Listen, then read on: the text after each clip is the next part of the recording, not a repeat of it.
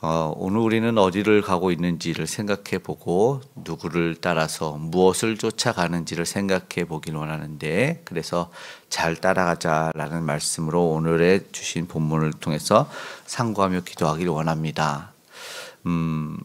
예레미야가 유다에 대해서 선포를 하는데, 유다가 무엇을 잘못을 했길래 오늘 심판을 결정할 수밖에 없겠느냐라는 것을 보면 20절의 시작에는 이래요. 순종하지 아니하리라. 그러면서 강조되는 말씀을 보면 모든 높은 산, 모든 푸른 나무 이렇게 되어 있어요. 나는 순종하지 않고 나는 절하지 않을 거야. 나는 따라가지 않겠습니다. 라고 말하면서 자신에게 씌었던 멍에, 이제 이렇게 목에 거는 멍에들 두 결이가 두 마리 소 함께 갈 수 있는 그런 멍에를 끊어버리고, 쟁기를 달 수 있는 멍에를 끊어버리고 모든 산, 모든 푸른 나무 안에서 여기서 음행을 했다고 표현하고 있습니다.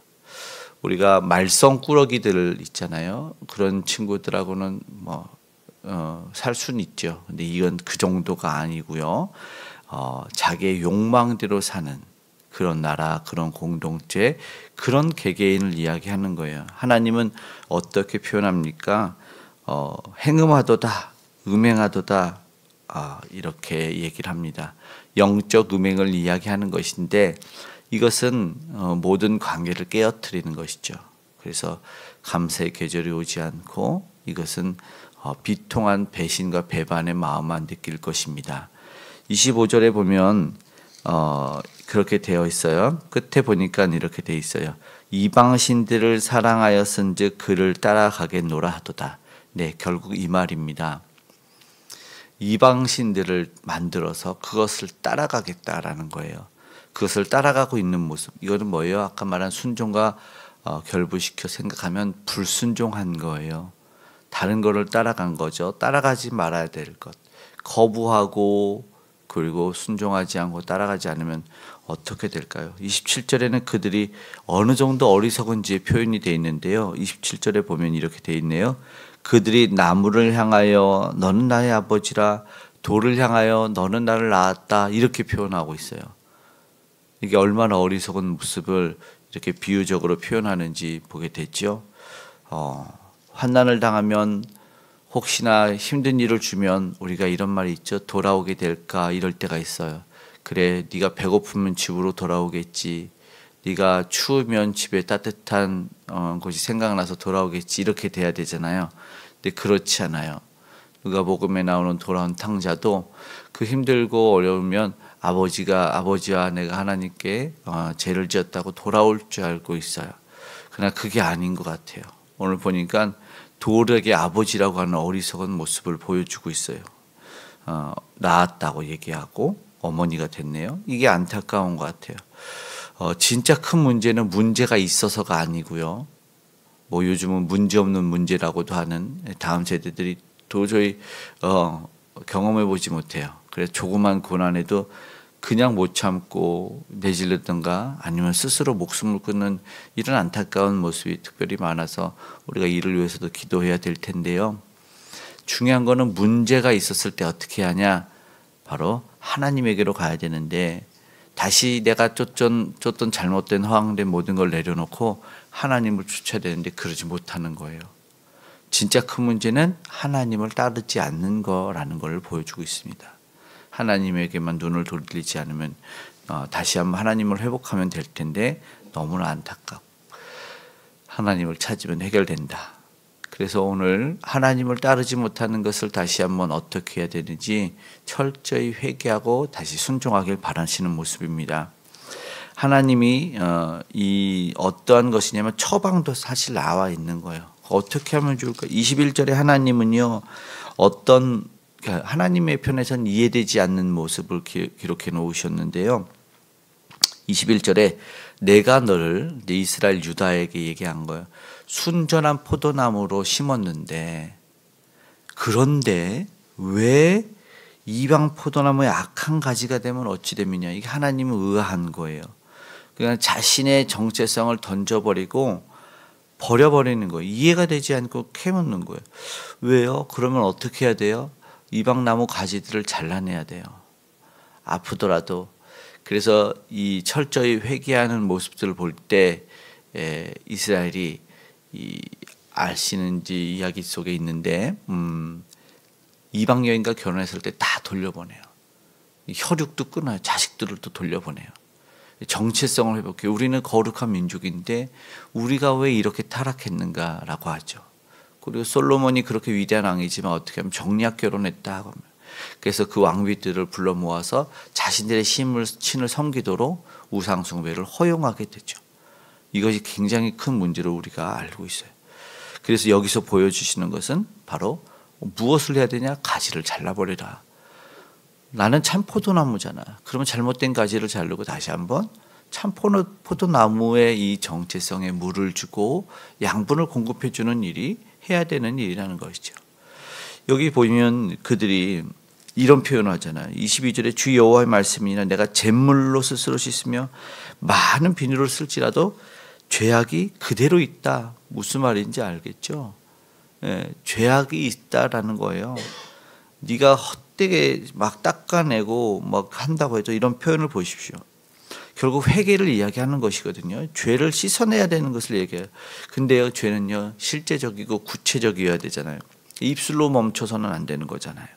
우리 지적이적인 회개. 그러니까 죄가 막 깨닫고 알게 돼서 그 죄가 미워지고 싫어져서 그 죄가 이제 완전히 돌이켜전, 다시는 그 길을 가지 않는 지적으로, 정적으로, 의지적으로 이런 회개를 해야 되는데 그러지 않는 그런 태도가 나타나지 않는 거예요.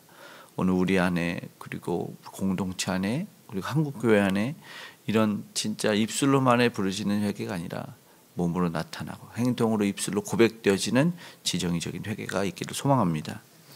23절의 표현 참 적나라하죠. 나는요 그 길 안 갔다. 보면 상반절쯤에 있어요. 바알들이 뒤를 따르지 아니하였다 하겠느냐? 분명히 거기 따라갔다는 거예요.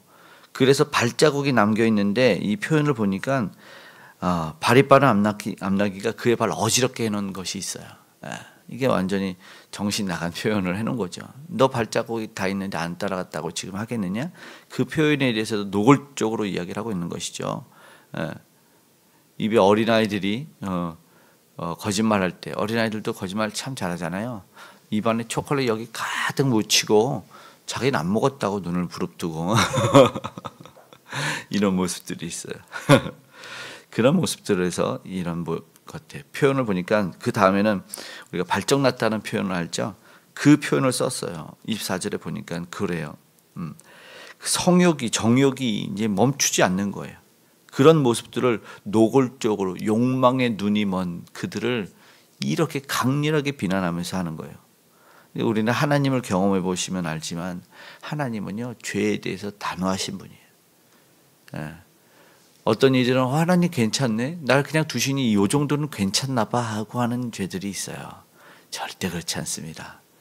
하나님의 자녀가 아니거나 하나님 오래 참고 계시는 겁니다. 하나님 사랑하는 자녀는요 하나님의 자녀가 죄 짓도록 내버려 두지 않으십니다. 하나님 경험하면 굉장히 알아요. 무서워요. 어떻게 해요? 그래서 엎드려 기도해야 돼요. 철저히 회개하고 돌아와야 돼요. 그런데 주님의 도우심을 구해야 되겠죠. 하나님 도와달라고. 그리고 또 우리도 고질적인 것 중에 이 죄를 회개합시다 그러면은 하나님 나부터 이렇게 돌아봐야 돼도 저도 저부터 돌아봐야 돼요. 그런데 꼭 그래 그 사람이 들어야 돼. 그 사람이 그런 죄를 지으면 안 돼. 이렇게 생각하는데 회개는요 성경에서 말하는요 다 우리 개인이 받아야 되는 말씀을 하는 거예요. 우리 안에 그 모습들이 있는 거예요. 저부터도 하나님 기뻐하지 않는 모습들에서 돌아올 수 있기를 간절히 소망합니다. 고질적인 문제죠. 저는 부족하지만 사실은 하나님 안에서 매이려고 애를 써요. 어제 우리 카카오 채널에도 제가 그냥 메시지를 남겼는데 나름 하나님의 사람으로 살려고 한다고 이렇게 하나하나 좀 애를 쓰려고 하는 모습들이 있는데 사람들은 그런 거 다 버리고 어떻게 재미없게 사냐 이렇게 얘기를 하고 있죠. 그러나 하나님은 더 큰 기쁨을 주시고 평안을 주시는 분이시거든요. 저도 그래서 나름대로 그래 마트에서 이 은행 업무를 보고 차 한 잔 마시고 좀 책도 보고 이렇게 와야 되겠다. 근데 어느 정도의 너무 좀 나태한 건가 아니면 좀 물질적인 것도 좀 그런가 이렇게 생각해서 분명히 가방을 메고 갔다가 다시 은행 업무만 보고 자전거를 타고 도서관을 딱 갔죠. 딱 가서 자전거 세워놓고 걸어가는데 정말 하나님의 음성처럼 문을 향해 가는데 뭔가 느낌이 쇠한 거죠. 음성이 딱 멋지게 들리는 것 같아요. 크게 정말 들리는 건 아닌데 제 속에서 바보 이런 월요일은 정기 휴일인데 나름대로 그냥 참 멋쩍게 웃고 다시 그래 가자 해서 돌아갔는데 다른 충분한 기쁨을 주셔요. 너무 매지 않아도 괜찮습니다. 저야 목회자로서 조금 더 애를 쓰려고 하는 모습이 있을 뿐이고 내가 하나님을 향해서 죄악된 것에 대한 기쁨을 내려놓으면 하나님은 정말 놀라운 은혜와 평강과 그런 기쁨을 주실 줄 믿습니다. 그런 은혜를 주시기를 간절히 소망합니다.